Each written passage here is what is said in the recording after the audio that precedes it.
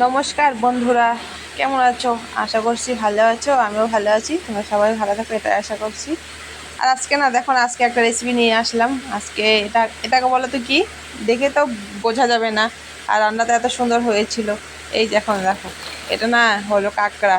জানি না এটাকে কে কী বলে, কিন্তু আমরা এটাকে কাঁকড়া বলি। তো একদিন দেখেছিলাম কাঁকড়া ছোট ছোট ছিল বলে আনিনি। তো আজকে আমার বোন নিয়ে এসছে অনেকগুলো কাঁকড়া, আর এগুলো না কেটে একদম পরিষ্কার করে দিয়েছি। তবু ঘরে অনেকবার ধুয়েছি জানো তো, লেবু দিয়ে ধুয়েছি, লবণ দিয়ে ধুয়েছি, তারপরে তো আমার মন শান্তি হচ্ছিল না। তার জন্য একদম পুরো গরম জল করে সেদ্ধ করে নিলাম।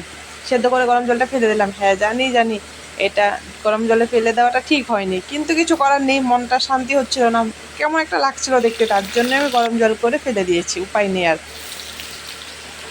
তারপরে গরম জল করে ফেলে দিয়ে ভালো মতো ধুয়ে নিয়েছি অনেকবার। আর এখন এখন রান্না করা পালা।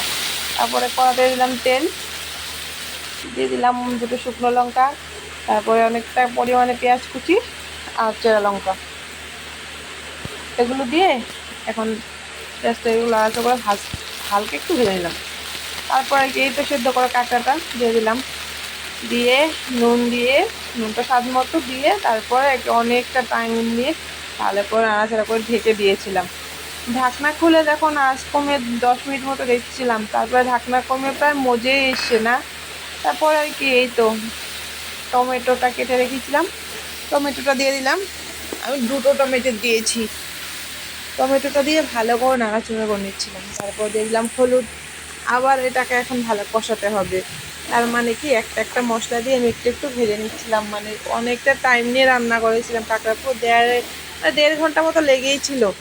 কিন্তু কিছু করার নেই, ভালো করার জন্য রান্না, সেটুকু টাইম তো দিতেই হবে। তারপরে এক একে বাটা মশলাগুলো দিচ্ছিলাম, দিয়ে দিলাম ওটা কাঁচা লঙ্কা বাটা। আর কাঁচা লঙ্কাটা আমি ভেজে নিয়েছিলাম, ভেজে তারপরে বেটেছি। তারপরে পেঁয়াজ, মানে পেঁয়াজটাও ভেজেই বেটেছি, রসুনটাও ভেজে বেটেছি, জিরে বাটা, 4টে বাটা মশলা দিলাম, সবগুলো হালকা একটু ভেজে নিয়েছিলাম, তারপরে বেটেছি, আলাদা আলাদা করে বেটেছি। আর হ্যাঁ, আমি এগুলো তো সব শিলপাটায় বেটেছি, মশলাগুলো দেখেই ঠিক বুঝতে পেরেছ এটা শিলপাটার মশলা। তো শিলপাটায় বেটেছি, একদম শুকনো শুকনো হয়েছে না। তারপর আর কি, ধনে গুঁড়ো দিয়ে দিলাম একটু হালকা, ধনে গুঁড়োটা দিয়ে এখন ভালো করে মিশাতে হবে মশলাগুলো, সবগুলো মশলা ভালো করে মিশাতে হবে এখন। হ্যাঁ, এটাকে কষাতে একটু টাইম লাগে, মাংসের থেকেও বেশি টাইম লাগবে, এটা ভালো করে কষিয়ে নিতে হবে এখন, না কষালে ভালো লাগবে না খেতে। দেখতে পাচ্ছ কি সুন্দর কষে নিচ্ছিলাম। তারপর হালকা একটু জল দিয়ে দিয়েছিলাম, জল দিয়ে ভালো করে নেড়েচেড়ে, মানে দুবার তিনবার জল দিয়েছি, জল দিয়ে ভালো করে কষাচ্ছি, মানে এটা কষিয়েছি, দুবার জল দিচ্ছি আর কষাচ্ছি। এটা শুকানোর পরে আরও একটু জল দিয়ে দিচ্ছিলাম, কারণ এটা তো গ্রেভি হবে, একদম শুকনো শুকনো ফ্রাই হবে, শুধু তার জন্য তো জল দিয়ে দিয়ে ভাজছিলাম।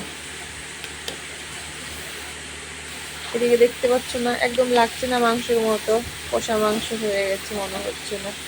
হ্যাঁ, খেতেও কষা মাংসের মতোই হয়েছিল প্রায়।